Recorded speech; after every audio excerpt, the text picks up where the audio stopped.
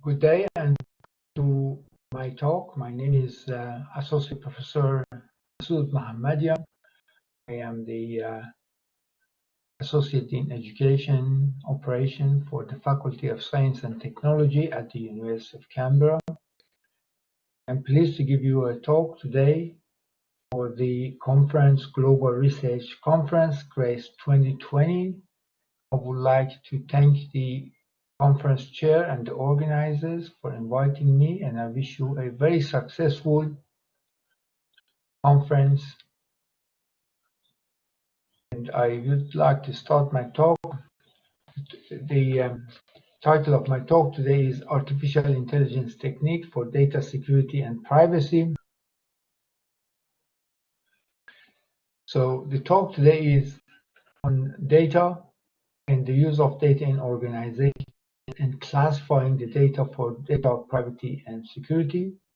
Large amount of data is stored in organizations, and hence protection of the data for security and privacy has become very important for organizations, be it a public organization or a private organization. Usually the organization uses encryption algorithms to encrypt the data, but the encryption algorithms, once the data is encrypted, the data goes through, they are stored and then transferred through several devices, and simply protection of data by data encryption fails to secure the sources on which the data is stored or transferred. One of the issues with data encryption is also the handling of the keys, the encryption keys, and overall process of data encryption and encryption remains a complex task for organizations. The best data encryption solutions are those that balance the information protection with on-demand access to the data that's encrypted. And since managing the keys for encrypted data can become difficult, many large business organizations choose to encrypt their regulated data. So all the data is encrypted, and once basically the data that the organization wants to access, it has to be decrypted. So this encryption decryptions take time, because once the data is used and or updated, then it will be encrypted again and written to the database or the storage place. Then you have got a lot of data and you're continuously using the data. The encryption decryptions can be very disruptive and time consuming. So to do this, it is best to classify data and only encrypt data that are top secret or super sensitive. The data that's public doesn't need to be encrypted. To do this, there's a need for classifications and classification algorithms. Without data classifications, organizations using encryption process basically encrypt every data item that they have. Understanding the value of the data is significant information so that we can classify data and basically classify data that needs to be encrypted data that needs to be encrypted. Here is an example that of George Washington data classification and security policy. All organizations these days have got data classification, security, privacy policy that describes the policies and the applications of those policies to the data items. So, for example, here is responsibility for data management at the George Washington University. And it says data is a critical asset of the university. All members of the university community have responsibility to protect the data, the confidentiality, integrity, and availability of data generated, accessed, modified, and transmitted, stored, or used by the university. Also, it's down in here, it says the data owned, used, created, or maintained by the university is classified into 3 classifications. So they do only 3 classifications. Many organizations use 6 or 7. And the data is classified public, official use, or confidential. With the public data, it says the data that's available publicly, and this could be, for example, publicly posted press releases. The official use only data classes means they mean data such as employment data, university partner and sponsor information, etc. And then finally, with the confidential data, this data classification policy of the University of Washington describes the confidential data as a medical record, a student record, social security numbers that are confidential in that organization. So as you can see, organizations classify data using their policies, but application of these classifications to the data is very difficult, because if, for example, some mistake in the judgment for classifications of the data, what would be the data classifications, or if they make a mistake in the data classification and make some confidential data as a public data, that can cause lots of problems. Therefore, the matter here that we would like to discuss is that how do basically you apply data classification, attach to each data classification level that's required. So one important thing before we classify data is the nature of the business and the organization activities and the usage of the data. Based on the data classifications, basically we can also classify the data into several classes. For example, here we have 7 classes: public, private but not mission critical, vital, secret, or top secret data. So each data item will have one of these classifications attached to them. So the process of classifying data is that determining first the business or corporate objectives and the level of protection that's required for the data by the organization, security measures that's required, understanding the government policies for data security, data protections, because the organizational security requirements may be different than the government policies for securing data. Each business, each operation operates in certain jurisdictions, certain countries, and there are rules in that country for data protection. The data protections of the business may be different, or what the business wants, maybe its security level is different than what the government wants. The government sees data in different way, organizations sees it. Determining the corporate value of the data and its sensitivity is very important. So we have to consider 2 things. What are the government policies? What the organization wants. The next thing is who accesses the data. So we want to also say security level. And these days, the security levels are done by network operating systems. So the users are grouped in different security levels. That's not sufficient, and that needs to be considered. And we'll show you today how we consider an application problem that we're solving, not only classifying the data, but also classifying the user. Also, there are processes or applications that users use to access the data. Applications also needs to be classified. And this is what is new in this research, is the classifications of the data, classifications of the applications, classifications of the users of those applications. So altogether, we will then set up a set of policies, set of rules that who can access which application and which application can access which type of data or which data from our storage or the databases.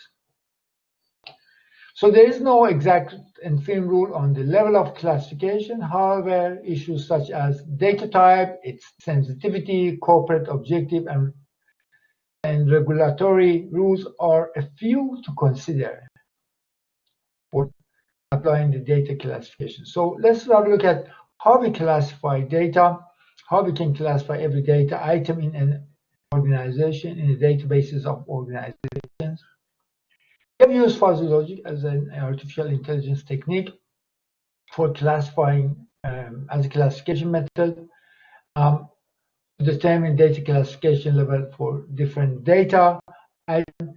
And this is based on the sensitivity of the data and the operative objective and regulatory rules on that data. So you're looking at two things. One is what the corporation thinks of data item, how secure that has to be kept, and then you look at the government policies under which this organization works. Even if it is a private organization, private company, it operates in a certain country, it has to follow the policies and the security, data security rules of that country.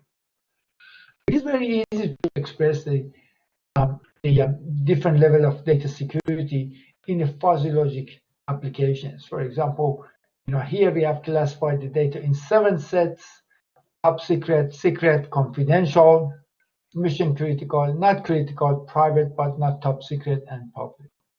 Based on these classes, the processes and individuals that access and use the data, can also be classified. Also, what we can do is based on this, if we know what level of data security is required for a data item, then we can apply different encryption algorithms. So if it is top secret, we have certain encryption algorithm. It's a public data and doesn't need to be kept secure. We don't need to encrypt it. So the users can be categorized also into their level of security. So, for example, very high level security users, high level security users, medium level security users, or low level security users. And low level security users can only access certain amount of data that are not of high security level, or top secret data cannot be, for example, accessed by low level security users. So to classify data with minimal resources, what we have done is we attach a metadata item, which is a value to each data. Imagine that the following database, a table in the database, customer, for example, and products, buyer, order. So imagine a database with 4 tables. That's just an example here. And each table has got certain attributes. Customer has got customer ID, name, address, telephone number, and email as the attributes of this table customer. So we attach to each data item or each attribute a security metadata. So for all these 4 tables, for all the attributes of this table, we attach metadata to each data item. And this is an example that it shows here. For example, each data item is classified to one of these 7 classes as public, private, not secret, not critical, mission critical, confidential, secret, and top secret. So each data item is classified in one of those 7 classifications. For us to be able to do this, basically attach certain values to each of the data classes. For example, to public, if data item is public and has to be available, doesn't need any security, allocated a number between 0 and 10. So if you think of a range of values that you can attach to each data item, and a number, for example, this is an example here, between 0 and 70. 0 represents the public data and 70 represents the top secret data. But what we did, because of the fuzzy logic and nature of the fuzzy logic, that how it works, each of these data classifications sets are given a set of numbers. So a number between 0 and 10 represents public. A number between 8 and 20 represents private but not top secret, etc., as you can see here on the screen. So that gives the opportunity to the knowledge worker in your organization to attach metadata. It's fairly easy to the for classification. So it's not film rule. It's okay. What do you think a value of security value of a data item is? Given a data item, and you have got the opportunity to choose a number between 0 and 70. and then we classify 70 as top secret and 0 as public. So you choose one number in between. And based on that, you can basically then use that number to find a class, appropriate class. So here it is an example of what the knowledge workers provided us with the for the customer table, for example. 68 for customer ID is the security level, 64 for the name of the customer, 30 for the address, 44 for telephone number, and 67 for the email. It's the government regulatory policies that we have considered. We have allocated certain data, certain metadata values. For example, the customer ID is not that important for government. So the company allocates a metadata of 68. The government policies they show it as low valued security data. So it's been 39. And whereas, for example, the address has got a metadata value of 30, security level 30 out of 70, and for the government it is 60 out of 70.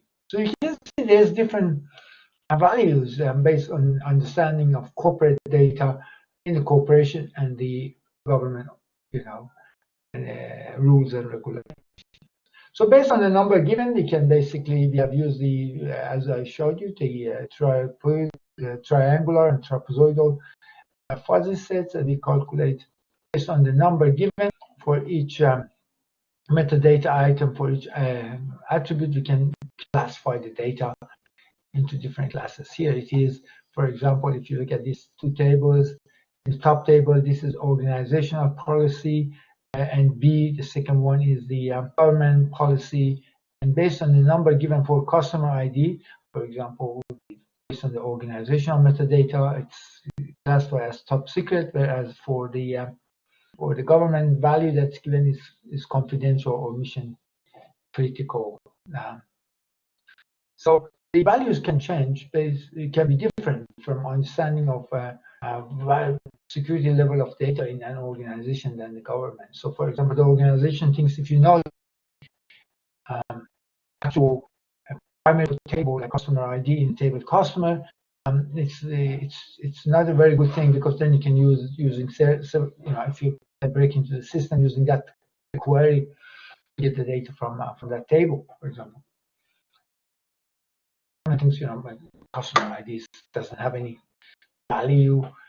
What's important is the name, address, etc. So based on that, we build a set of fuzzy rules. So the fuzzy rules are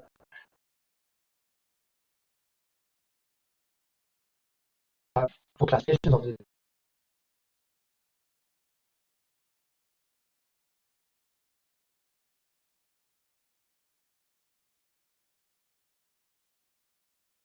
like just security classification level is top secret, and the government security classification is confidential, then the encryption level should be high. So we need encryption. So we can determine that the data has to be encrypted or not, and if it is going to be encrypted, what would be the level of encryption. So we have performed 80 experiments on 2 experimental databases. The databases that we use, the 2 databases, had 88 tables with 3,200 attributes in those 88 tables. And we tried to basically, using this system that we have developed, based on the data, that metadata we have received from the knowledge workers in the organization, and metadata that was values that was extracted from the policies of the government of that country. So from that, 78% expert reported 78% satisfaction that the system correctly classified the data, its data item. So 78% seems to be high, but really close to 100%, so that your system always works in 100% and correct. But this is just a way that we're describing of just a simple way or simpler way for sorting up to 78% correct classification of the data, which is very high. And of course, the rest of the 22% that's making a mistake can be corrected using the knowledge workers and the expert in the organization. Once they classified the data, the next thing was to classify the users and then classify the applications that the users use, like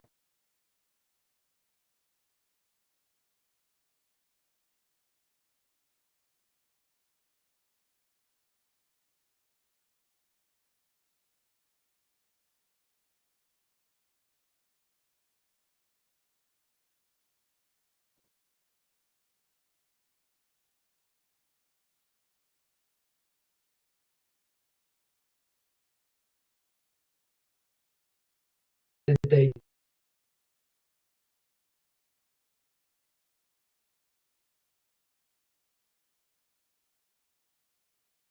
Here, classifying the data, classifying the applications, classifying the users.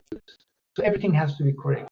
Here it is just the process of data classifications without considering the user classifications and the application classification. And data was given, a data item was entered or read from the database, and it was based on the metadata, it was classified, and then we decide to either encrypt or not encrypt. And when we encrypt, what kind of encryption algorithms we are going to use. So this is the first part that I explained, sort of the problems of the level of encryption required, or if there is any encryption required.